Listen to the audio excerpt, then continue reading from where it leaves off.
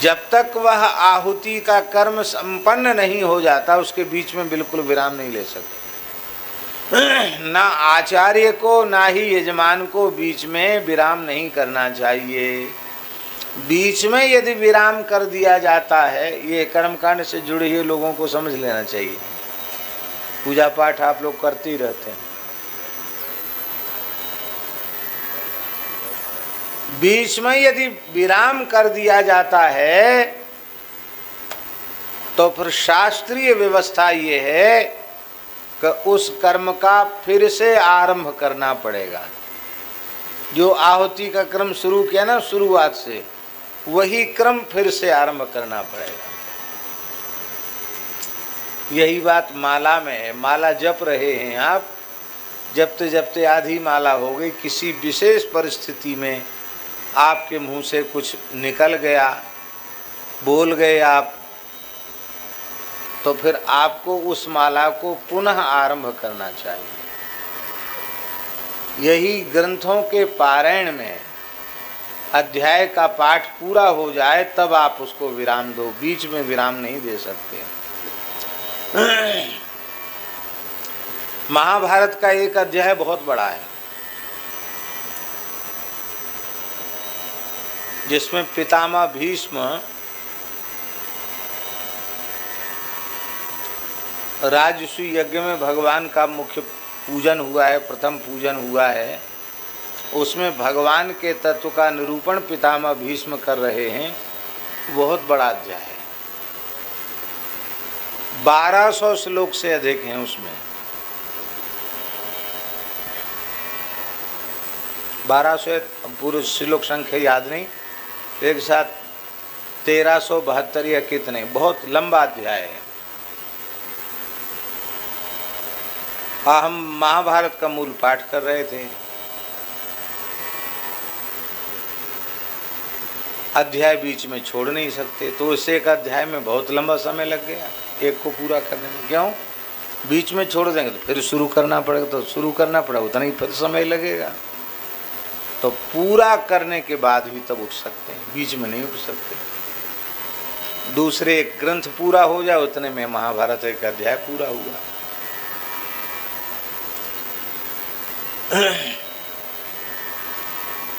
गीता में अलग निकाल के 18 अध्याय हैं, पर उस सब में 100 श्लोक तो नहीं है। इसमें तो 100 भी माने जाएं तो भी कितने अध्याय हो गए। ये कर्म कांड की एक मर्यादा है।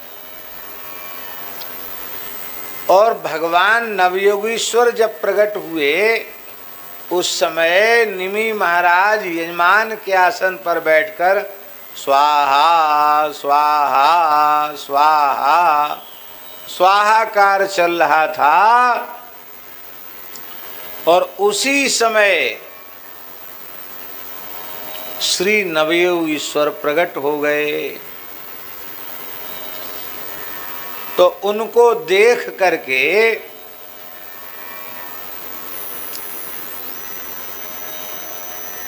श्री निमि महाराज ने यज्ञ कर्म बंद कर दिया, आहुति का क्रम बंद कर दिया, उठ के खड़े हो गए।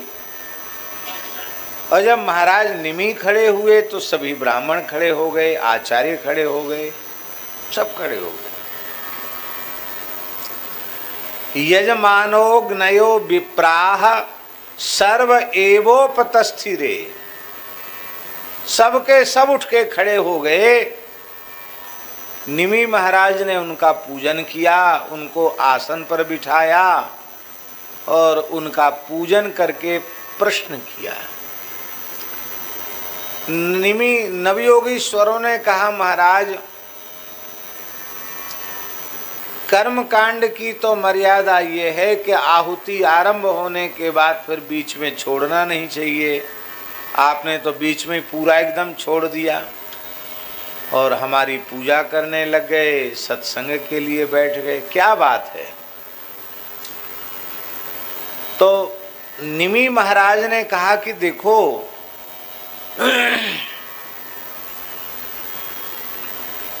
आहुति का क्रम आरंभ होने के बाद बीच में विराम नहीं करना चाहिए, ये सामान्य धर्म है। और सत्संग करना विशेष धर्म है। जितने भी कर्म हैं, सत्कर्म हैं, उन समस्त सत्कर्मों में सबसे श्रेष्ठ सत्संग है। सत्संग से बढ़कर के कोई दूसरा कर्म नहीं है। जीव के कल्याण का, भगवान की प्राप्ति का सबसे श्रेष्ठ, सबसे सरल, सबसे सहज और सबसे तेज साधन यदि कोई है तो वो सत्संग है। सत्संग सर्वोपरि है। हमने बीच में आहुति का कर्म रोक दिया तो उसका प्रायश्चित हमको यही करना पड़ेगा कि द्वारा से हमको आहुति का कर्म शुरू करना पड़ेगा। तो देवता कहीं भागे नहीं जा रहे हैं, ब्राह्मण देवता भी विराजे हैं, हम कर देंगे, द्वारा से शुरू कर देंगे। लेकिन आप जैसे महापुरुष कथनचित दर्शन देकर चले गए और उनके वचनामृत से, उनके सत्संग से हम वंचित रह गए, तो इससे बड़ा घाटा और क्या होगा? सबसे बड़ा घाटा होगा। इसलिए हम इस घाटे को सहन नहीं कर सकते। कर्मकांड में थोड़ी सी कसर रह जाए ये सहन है, वो तो द्वारा भी कर लेंगे, और आप चले जाओगे तो अब आपको द्वारा हम कहाँ से लाएंगे? ध्यान में यही बात। यज्ञ पूरा होने के बाद नवयुगेश्वर आते, आहुति के क्रम के बीच में ही क्यों आए? इसलिए आए कि इनकी कर्मकांड के प्रति ज्यादा महत्व बुद्धि है या इनकी सत्संग के प्रति महत्व बुद्धि ज्यादा है। आप सब काम करो, संध्योपासन करो, जप करो, तप करो, तर्पण करो, श्राद्ध करो, हवन करो, समय समय से देवताओं का अर्चन बंदन करो, पर सत्संग में प्रमाद मत करो। और कोई काम कुछ कम हो जाए, छूट जाए, भले ही छूट जाए, पर सत्संग न छूटे। सत्संग सर्वोपरि। सत्संग में प्रमाद नहीं होना चाहिए, क्योंकि दुर्लभो मानुषो देहो देहिनां क्षणभंगुरः तत्रापि दुर्लभं मन्ये वैकुंठ प्रिय दर्शनम। मनुष्य का जन्म अत्यंत दुर्लभ है, और दुर्लभ होने के साथ ही साथ वह क्षणभंगुर है, उत्पन्न होकर नष्ट हो जाने वाला है। कब नष्ट हो जाएगा इसका कोई ठिकाना नहीं है। और इससे भी अधिक दुर्लभ बात यह है वैकुंठ प्रिय दर्शनम। भगवान के प्राण प्यारे भक्तों का दर्शन, संतों का दर्शन तो अत्यंत अत्यंत दुर्लभ है। इसलिए आपके जैसे भगवत स्वरूप संत मिल जाएं तो उन संतों से दुनियादारी की बातें नहीं पूछना चाहिए, नहीं करनी चाहिए।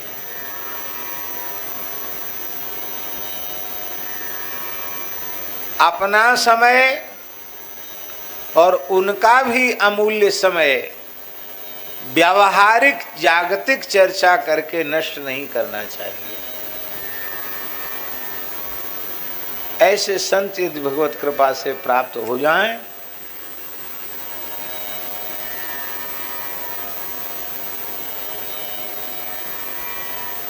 तो उनसे तो भगवत चर्चा ही सुननी चाहिए, सत्संग का ही श्रवण करना चाहिए, संसार की चर्चा नहीं करनी चाहिए।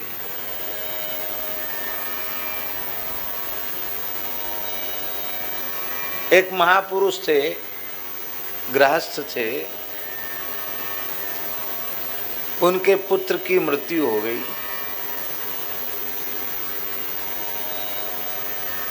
स्वामी जी एकमात्र पुत्र की मृत्यु हो गई, युवा पुत्र की। अब पुत्र का संस्कार करके आ रहे थे, उसी समय अभी कपड़े गीले थे उनके, क्योंकि संस्कार के बाद सवस्त्र स्नान करना होता है। कपड़े गीले थे और उसी समय वृंदावन के एक संत आ गए, तो उनके साथ बैठकर भगवत चर्चा करने लगे। बहुत लंबा समय 2-3 घंटे बीत गए भगवत चर्चा में। इसी बीच में कोई नाते रिश्तेदार आया, वह रोने लग गया। तो वो संत थे, उन्होंने कहा कि अरे भाई तुम क्यों रो रहे हो? अरे बोले आपको पता नहीं है, इनका लड़का मर गया है। तो उनको बड़ा आश्चर्य हुआ कि पुत्र कब मरा? बोले आज ही मरा, भी संस्कार करके कपड़े भी नहीं बदले हैं। अरे और आप सत्संग कर रहे हैं?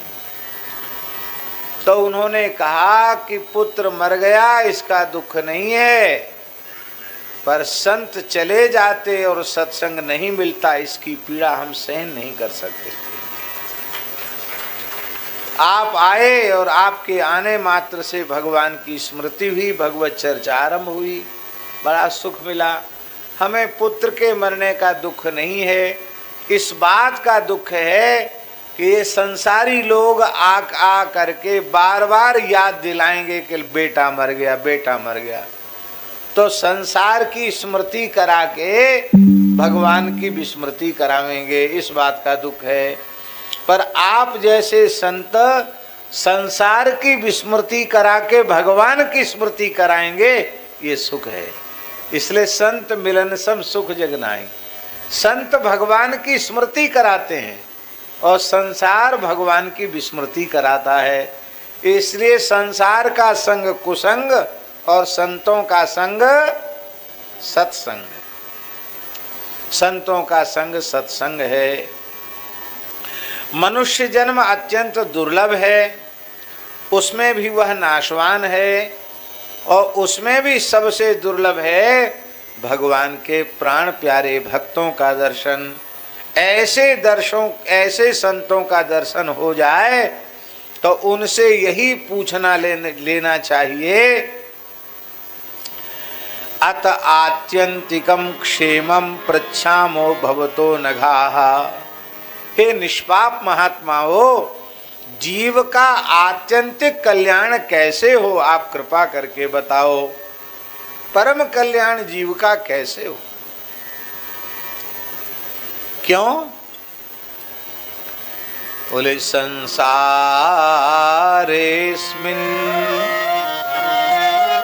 क्षणार्धोपि सत्संगः सेवधिर्नृणाम्। इस संसार में आधे क्षण का सत्संग भी सेवधि है। सेवधि का अर्थ है खजाना है, परम खजाना है, अक्षय कोष है। आधे क्षण का सत्संग भी खजाना है। सच्ची बात तो ये है कि जितनी देर हम लोग सत्संग करते हैं उतनी ही देर जीवित रहते हैं। हम लोग जितनी देर सत्संग करते उतनी देर जीवित रहते हैं, और बाकी तो लोहार की धोंकनी की जैसी श्वास चलती है, मरे मुर्दे के जैसे हैं। जितनी देर हमने सत्संग किया हम उतनी देर जिए। हमारे पूज्य गुरुदेव भक्तमाली जी सुनाते थे कि एक राजा जंगल में शिकार खेलने गया, तो वहां से लौट रहा था, एक बावड़ी से जल पिया, एक टूटा फूटा खंडहर जैसा था, उसमें बैठ गया थोड़ा विश्राम करने के लिए। तो उसने वहाँ एक ईंट पड़ी हुई देखी। ईंट जानते हैं? और ईंट के ऊपर कुरेद करके लिखा गया था, हम 2 घड़ी जीवित रहे। क्या लिखा था? हम 2 घड़ी जीवित रहे। तो राजा ने अपने सेवक को कहा कि ईंट रख लो थैला में। ले आया दरबार में, सारा दरबार बुलाया, बोले उस व्यक्ति को खोज के लाओ, इसका आशय बताओ कि हम 2 घड़ी जीवित रहे। अरे जो 2 ही घड़ी जीवित रहा, 2 घड़ी माने 48 मिनट, तो 48 मिनट ही जिसका जीवन था, उस व्यक्ति ने कब इतना बोध प्राप्त कर लिया कि वो ईंट पर लिखने में समर्थ हो गया? इसका आशय समझाओ। 2 घड़ी जीवित रहे। बड़े से बड़े पंडित भी समाधान न कर सके। अंत में एक अवधूत महापुरुष आए और उन्होंने समाधान किया कि एक संत वहाँ आकर बैठे थे और तब तक दूसरे संत भी पैदल चलते चलते वहाँ आ गए और दोनों ने बैठ करके 48 मिनट तक भगवत चर्चा की और फिर अपनी अपनी गंतव्य की ओर चल पड़े। अलग अलग दिशा में जाना था, तो चलते चलते उन्होंने लिख दिया कि हम 2 घड़ी जीवित रहे।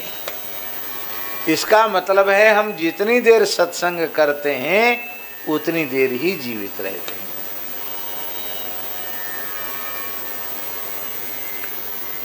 संसार के सभी शरीरधारियों की आयु नष्ट होती चली जा रही है। आयुर्हरति वै पुंसाम उद्यन्नस्तम चयन्नसौ तस्यर्ते यत् क्षणो नीत उत्तम श्लोक वार्तया। भगवान सूर्य उदित हुए, फिर अस्ताचल में चले गए, गर्मी चली गई, बरसात आ गई, वर्षा चली गई, शरद ऋतु आ गई, फिर हेमंत ऋतु आ गई। इस तरह से क्रमशः दिन, पक्ष, मास, ऋतु सब बदलते चले जाते हैं और आयु मनुष्य की नष्ट होती चली जाती है। जितना क्षण सत्संग में बीत गया, समझ लेना हमारे जीवन का उतना ही क्षण अत्यंत भाग्यशाली क्षण। कितनी सुंदर व्यवस्था है। हम आपसे बड़ी विनम्रता पूर्वक निवेदन कर रहे हैं कि श्रद्धेय सेठ जी ने जो परंपरा चलाई कि गर्मी के समय कुछ काल आकर गंगा स्नान करें और यहाँ सत्संग लाभ प्राप्त करें, फिर अपने घर में चले जाएं। हमारा यह पक्का विश्वास है, मानना है कि आप लोग ईमानदारी से आकर यहाँ गंगा स्नान करें, सत्संग करें और वो सत्संग की बात यहाँ से पक्की करके ले जाएं, उसके अनुरूप जीवन बनावें, तो 5 दिन, 7 दिन, 10 दिन का सत्संग, उसकी खुराक आपको साल भर काम आ जाएगी बढ़िया से। फिर अगला डोज लेने के लिए फिर अगली साल आ जाओ। हर साल आना है, क्योंकि हम लोगों का स्वभाव भूलने का है। इसलिए अच्छी बातें बारंबार सुननी चाहिए, सत्संग बार बार करना चाहिए। एक और बात प्रसंगवश हम आपको कह दें, पुराणों में ऐसा लिखा है कि वर्ष में 1 बार गंगा स्नान हो जाए। कितनी बार? 1 बार। तो 1 बार गंगा जी में स्नान का पुण्य जो होता है, उसका प्रभाव शरीर पर 1 वर्ष तक रहता है। 1 बार गंगा जी में गोता लगाने का प्रभाव शरीर पर कितने समय तक रहता है?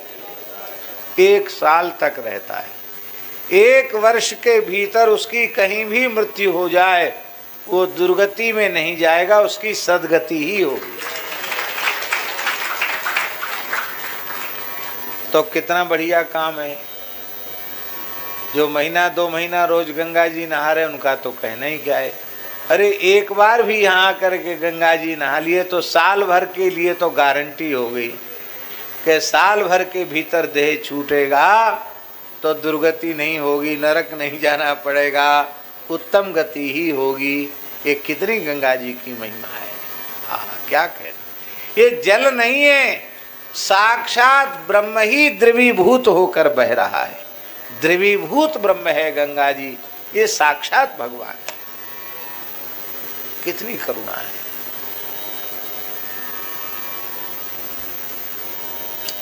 अपार महिमा है श्री गंगा जी की।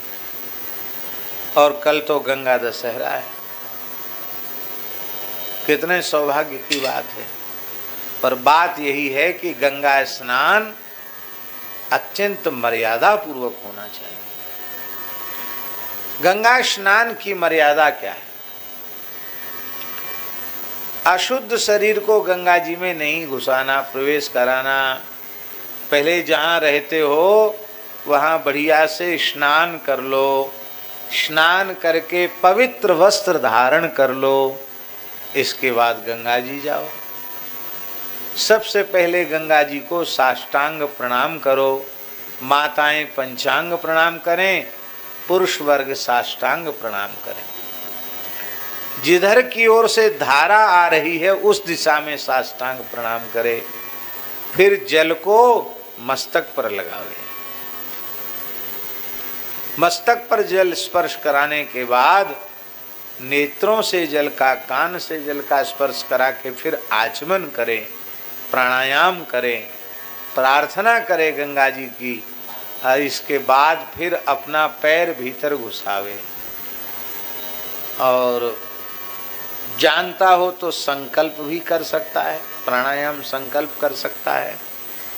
और मान लो संकल्प ना भी करना आता हो तो हृदय का संकल्प ही पर्याप्त है। गंगा स्नान हम कर रहे हैं भगवान की सेवा के लिए, भगवत प्रीत्यर्थ। गंगा जी में स्नान करें, गंगा जी में शरीर को मले नहीं, मल विसर्जन न करे शरीर का।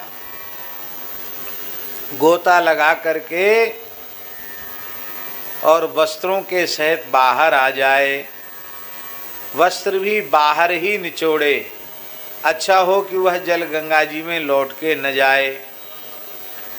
और शरीर को कपड़े से पोंछे नहीं, पोंछते ही गंगा स्नान का पुण्य कम हो जाता है। इसलिए शरीर, गंगा जी का जल शरीर पर ही सूखने दे। इस तरह से गंगा जी में स्नान करोगे तो 1 वर्ष तक उसका पुण्य का प्रभाव आपके देह पर रहेगा। बोलो गंगा मैया की।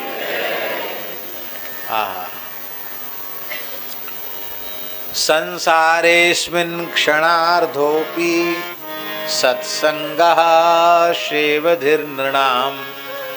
सत्संग सबसे बड़ा खजाना है, अक्षय कोश है।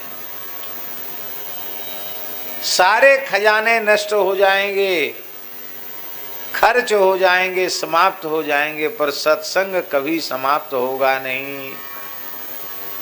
संसार में कोई चीज दुर्लभ नहीं। प्रारब्ध और पुरुषार्थ दोनों का सहकार हो तो संसार की कोई वस्तु दुर्लभ नहीं, सब चीज मिल जाएगी। पर सत्संग न प्रारब्ध से मिलेगा न पुरुषार्थ से मिलेगा। सत्संगति दुर्लभ संसारा, निमिषि दंड भरी एक बारा। एक बार का भी सत्संग अत्यंत दुर्लभ है। इसलिए भगवान आप सत्संग प्रदान कीजिए, यज्ञ तो पीछे भी हो जाएगा। पर आप कहीं चले गए तो सत्संग पीछे नहीं होगा। इसलिए आप सत्संग कीजिए। हे भगवान, यदि हम सुनने के अधिकारी हों तो आप कृपा करके भागवत धर्म का स्वरूप हमें समझाइए। क्योंकि भागवत धर्म के ज्ञान से ही जीव का परम कल्याण है। भगवान प्रसन्न हो जाते हैं भागवत धर्म का आचरण करने वाले के ऊपर। और महाराज जी यहाँ तक श्री वसुदेव जी कह रहे हैं, यही ही, निमि महाराज यहाँ तक कह रहे हैं, यही ही प्रसन्न प्रपन्नाय दास्यत्यात्मानमप्यजः। भागवत धर्मों का जो अनुष्ठान करते हैं उन पर भगवान इतने प्रसन्न हो जाते हैं, कि भगवान अपने आप का भी दान उनको कर देते हैं, अपने आप को भी लुटा देते हैं, अपने आप को भी न्यौछावर कर देते हैं। इतना प्रसन्न हो जाते हैं भगवान भागवत धर्म का पालन करने वालों के ऊपर। यह सुन करके नवयोगीश्वर बड़े प्रसन्न हुए और उन नवयोगीश्वरों में सबसे बड़े हैं कवि। कवि जी महाराज बोले, मन्ये कुतश्चित् भयमच्युतस्य, मन्ये कुतश्चित् भयमच्युतस्य, पादाम्बुजोपासनमत्र नित्यं, पादाम्बुजोपासनमत्र नित्यं। उद्विग्न बुद्धे रसदात्म भावा, उद्विग्न बुद्धे रसदात्म भावा, विश्वात्मना यत्र निवर्तते भी, विश्वात्मना यत्र निवर्तते भी।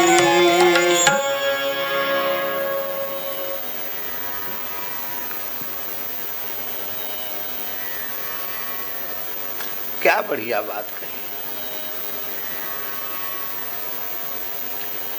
भगवान के श्री चरण कमल भक्तों के हृदय से कभी दूर ही नहीं होते। भक्तों के हृदय में अविचल भाव से भगवान के चरण कमल विराजमान रहते हैं। मन्ये कुतश्चित् भयमच्युतस्य, पादाम्बुजोपासनमत्र नित्यम। भगवान के चरण कमलों की उपासना से बढ़कर के परम कल्याण और कोई दूसरा नहीं है। वे भगवान के चरण कमल भक्तों के हृदय से आधे क्षण के लिए भी दूर नहीं होते हैं।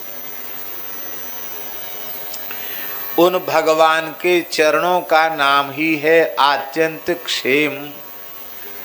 उनकी प्राप्ति होने के बाद जीव भय शून्य हो जाता है, ऐसा मेरा मत है।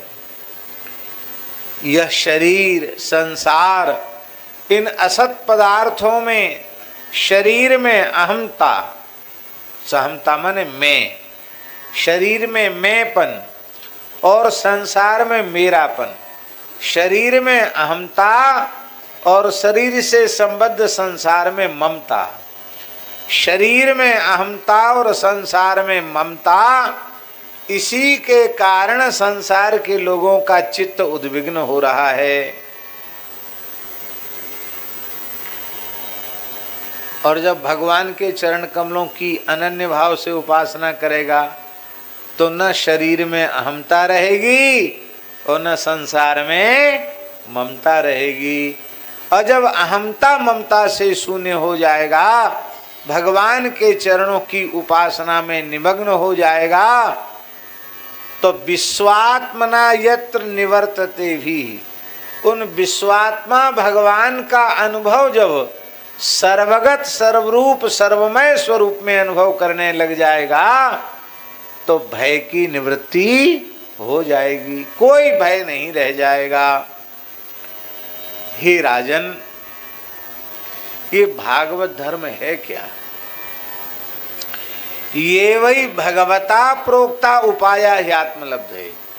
भगवान ने अपनी प्राप्ति के लिए स्वयं अपने मुखारविंद से जिन साधनों का वर्णन किया है उसी का नाम है भागवत धर्म। साक्षात भगवता प्रोक्तम, साक्षात भगवान ने जो कहे साधन है, भगवान के बताए गए साधन हैं, उनका नाम है भागवत धर्म। ये साधन कैसे हैं?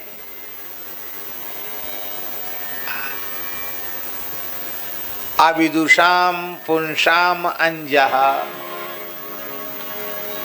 दो तरह के होते हैं लोग, एक तो बहुत पढ़े लिखे विद्वान, चोटी के मूर्धन्य विद्वान, एक ऐसे होते हैं बेचारे अनपढ़ गंवार, भूले भाले गांवड़े के आदमी।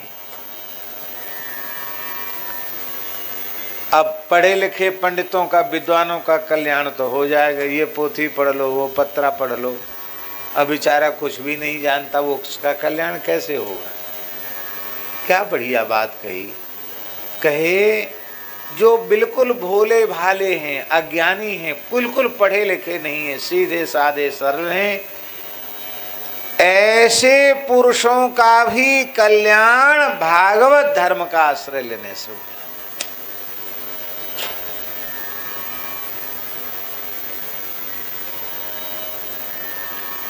ऐसे पुरुषों का भी कल्याण भागवत धर्म का आश्रय लेने से हो जाता है। और सच्ची बात तो ये है, इन भोले भाले लोगों में श्रद्धा बहुत होती है, विश्वास बड़ा पक्का होता है। इनको राम नाम की महिमा सुना दो, राम राम करने में लग जाएंगे। और किसी पढ़े लिखे को बताओ तो कहेंगे हाँ ठीक है, हम भी राम राम करते हैं। ठीक है, राम राम करने से क्या होगा, लोग थोड़ा राम राम करें, कुछ न कुछ करें, इसके लिए बढ़ा चढ़ा के कह दिया, ये उनके दिमाग में आ जाता है।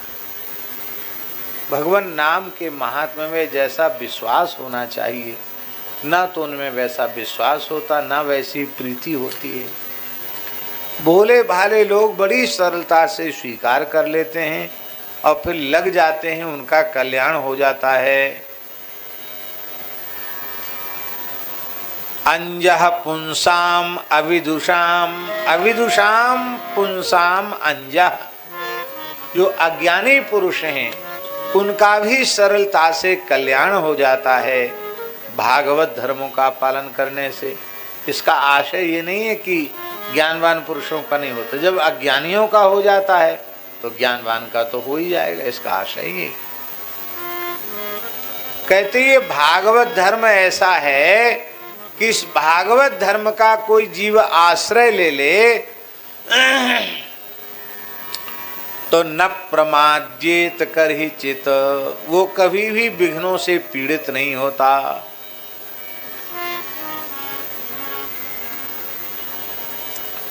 ये विशेषता है।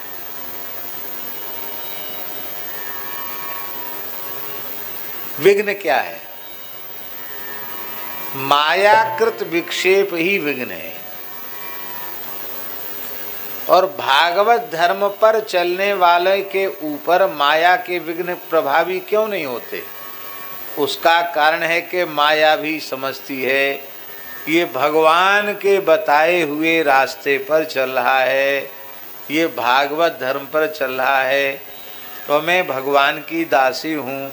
भगवान की आज्ञा से भगवान के रास्ते पर चलने वाले के लिए यदि मैं बाधा पैदा करूँगी तो भगवान की डांट खानी पड़ेगी, भगवान का अनुशासन हमको प्राप्त होगा, दंड सहना पड़ेगा।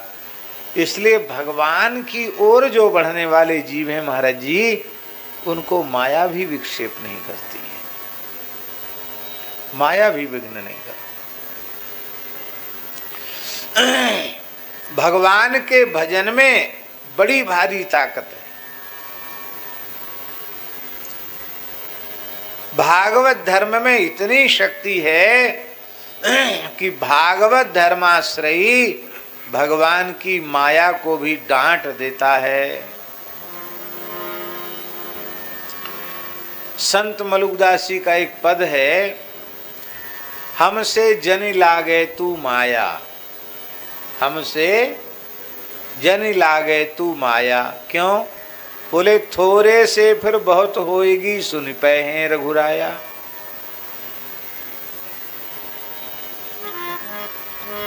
यदि राम जी ने सुन लिया तो तेरी खबर ले लेंगे।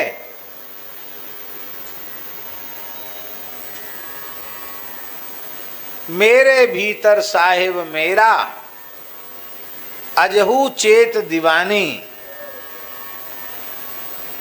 काहू जन के बस पर जाएगी, भरत मरेगी पानी। तरवे चिते लाज कर जन की, डार हाथ की फांसी। जन पे तेरो जोर न चली है, रक्ष पाल अविनाशी। कहे मलूका चुप कर ठगनी, औगुन राख दुराई।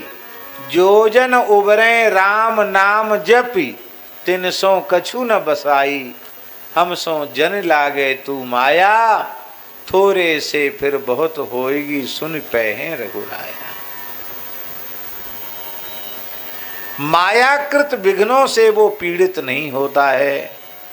और इतना बढ़िया राजमार्ग है ये कि धावन निमील्यवा नेत्रे, न स्खलेत न पते दिह। भागवत धर्म के मार्ग पर चाहे दौड़कर चले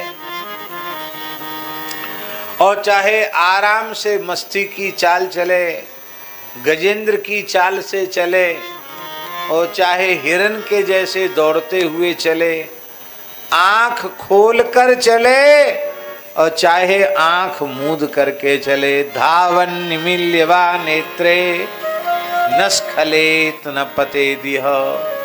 ना तो इस मार्ग पर स्खलन है और ना वह पतन है। स्खलन पतन नहीं है। टेढ़ा बेड़ा रास्ता हो तो फिसल के गिरने का डर है। एकदम समतल सीधा रास्ता हो तो उसमें फिसलने का, गिरने का डर नहीं रहता।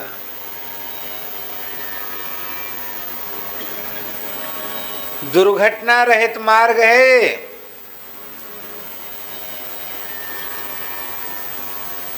आंख मूंद कर चलो चाहे आंख खोल कर चलो। आंख मूंद कर चलने का मतलब क्या है?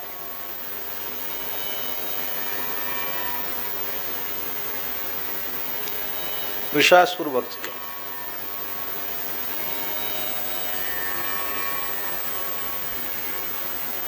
देखिए,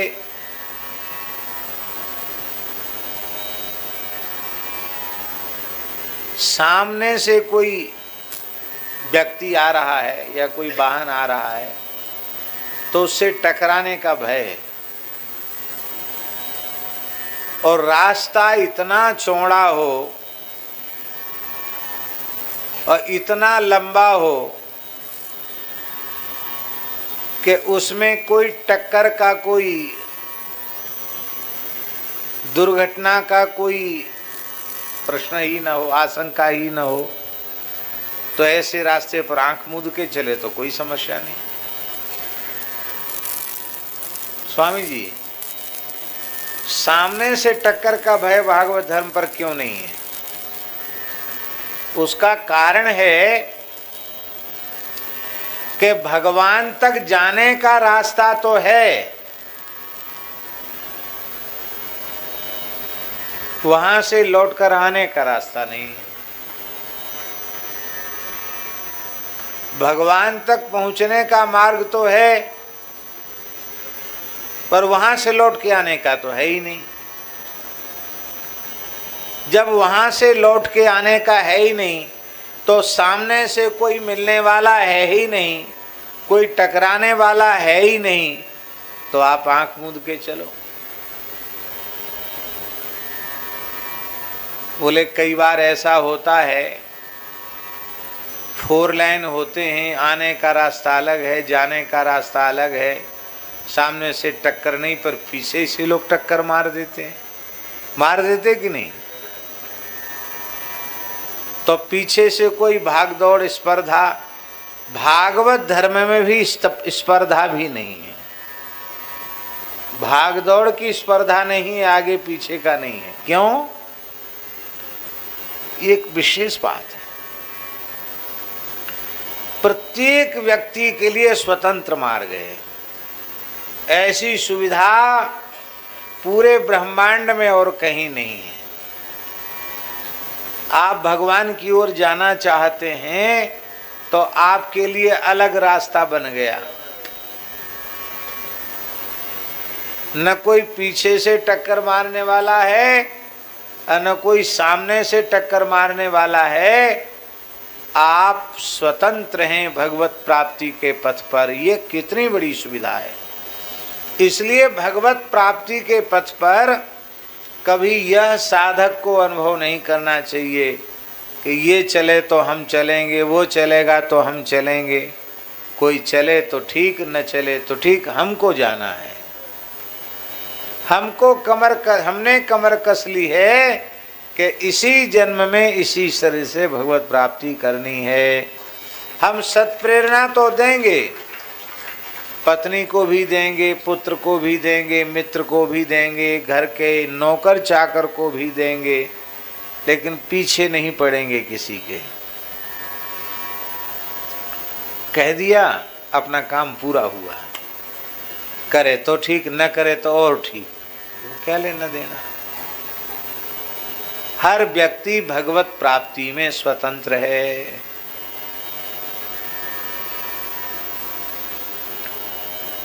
नवलाम जी महाराज, श्याम सुंदर की बंसी बजी तो किसी गोपी ने किसी गोपी को नहीं बुलाया कि श्याम सुंदर बुला रहे हैं तू भी चल और तू भी चल। जिसके कान में पड़ी वही सब कुछ छोड़ के चल पड़ी।